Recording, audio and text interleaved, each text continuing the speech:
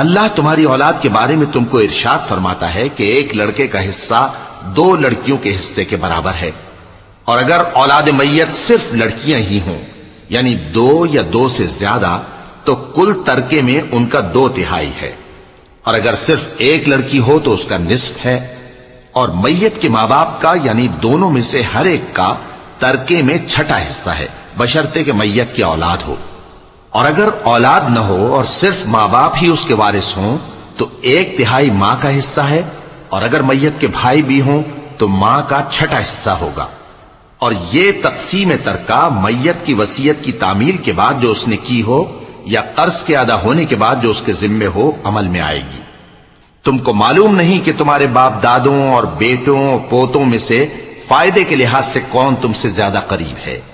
یہ حصے اللہ کے مقرر کیے ہوئے ہیں، اور اللہ سب کچھ